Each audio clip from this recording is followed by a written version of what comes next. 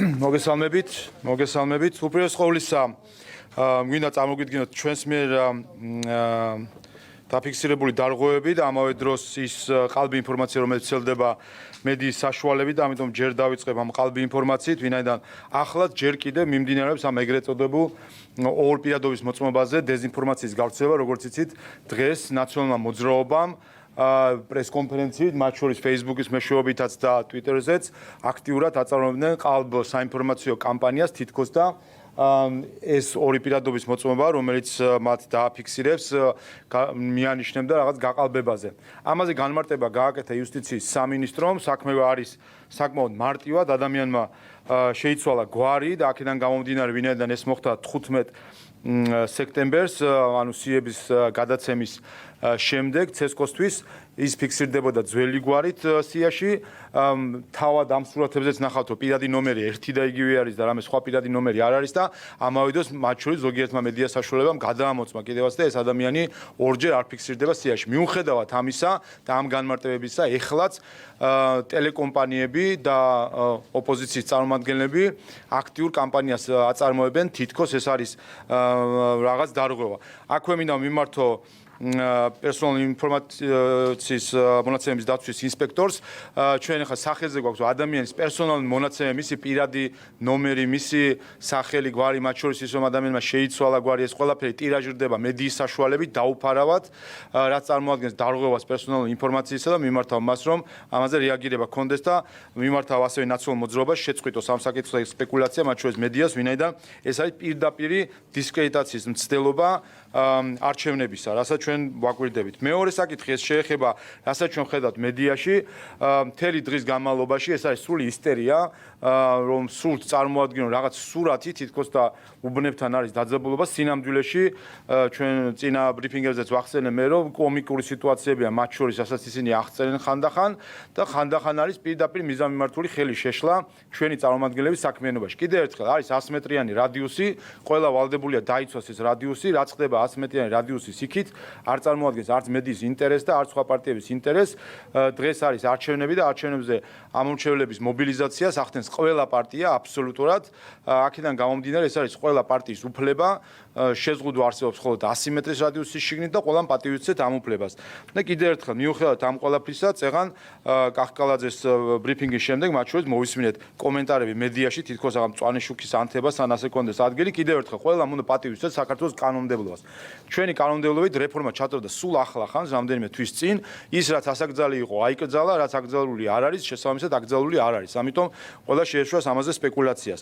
და მესამე ზოგადად ამ საკითხსაც შეეხება სპეკულირებას სხვადასხვა ვიზუალური კადრებით და წარმოჩენას თითქოს ხდება რაღაც მეორედ მოსვლა მეორე ტურზე არჩევნების. ჩვენ ვნახეთ გდანში ერთ-ერთ უბანზე როგორ აედევდნენ ხანში შესულ ქალბატონს, რომელზეც თავად იქვე ჩანდა კომენტარში და ნაციონალურ მოძრაობის დამკვირვებელი თავად ამბობდა, რომ ამ ქალბატონს ხმა არ ქონდა მიცემული გადასატანი ყუთით და უბანზე ამიტომ იყო, მიუხედავად ამისა, ამ სიუჟეტით მაინც ხდება იმ შთაბეჭდილების შექმნა, თითქოს ადამიანმა ორჯერ მისცა ხმა.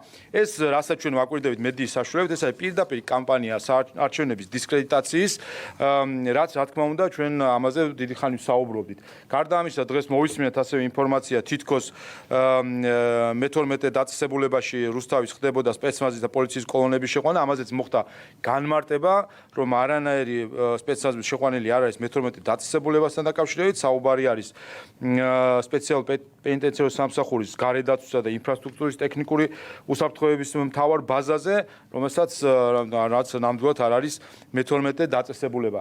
რაც შეეხება სხვა საკითხებს და დარღვევებს, რომელიც ჩვენს მიერ არის აღმოჩენილი, ამაზეც მოგახსენებ, ზოგადად ინციდენტებს, სწორედ აი ეს არის, რომ ვიზუალურად ხდება თითქოს წარმოდგენა სურათის, რომ რაღაც ასე თქვა ხდება უბრალოდ სინამდვილეში სულ 3, ეხლა ორი ინციდენტი დაემართა 1800 უბნიდან სულ 4-5 უბანზე იყო ინციდენტი, სადაც ქონდა სიტყვიერ შელაპარაკებას ადგილი. ერთი ყველაზე მძიმე ინციდენტი გახდათ ზუგდიდში, სადაც მოხდა ადამიანების დაკავება და ამაზე ჩვენ ქონდა საუბარი ნაციონალურ მოძრაობის პროვოკატორები პირდაპირ, რომელიც წინა არჩევნებზე 2 ოქტომბერს მარნეულში, ქუთაისში და სხვაგან გამოირჩეოდნენ თავისი პროვოკაციებით, მათ ახლა ზუგდიდში გადაინაცვლეს. ამის თქმა მინდა, რომ სინამდვილეში მიდის საკმაოდ მშვიდ გარემოში არჩევნები. ერთადერთი რაც არის, რომ სამწუხაროდ სამი ტელევიზია ცდილობს, რომ დადგას სურათი, თითქოს არის აჟიოტაჟი. რაც შეეხება დარღვევებს, ჩვენ ბათუმში დავაფიქსირეთ მე-17 უბანზე ერთიანული ნაციონალური მოძრაობის დამკვირვებელი აწარმოებდა ამორჩევლის კონტროლს თავად უბანზე და ამასთან დაკავშირებით ჩვენ მივმართეთ ამ წარმომადგენლის გაძევებასთან დაკავშირებით. თბილისში მე-20 უბანთან ნაციონალური მოძრაობის წარმომადგენელი სერგი კაკალაშვილი მანქანაში იმყოფებოდა, მას ჰქონდა სააგიტაციო მასალა და ასევე აწარმოებდა ამორჩევლის აღრიცხვას 100 მეტრიანი რადიუსის შიგნით.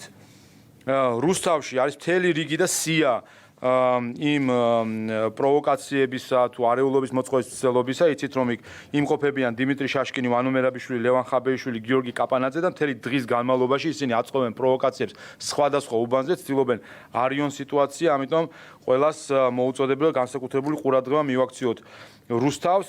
ქარელში ნაციონალური მოძრაობის წარმომადგენელი გია კურტანიძე თავს დაესხა მედიის წარმომადგენელს, TV მონიტორინგის ჟურნალისტს და ვიდეო კადრებით გავრცელდა ის ფიზიკურად შეურაცხყოფს ამ ადამიანს, პირდაპირ ურტყავს სახეში მუშტს და ესეც დაფიქსირებული არის ნაციონალური მოძრაობის მხრიდან ჟურნალისტზე თავდასხმა.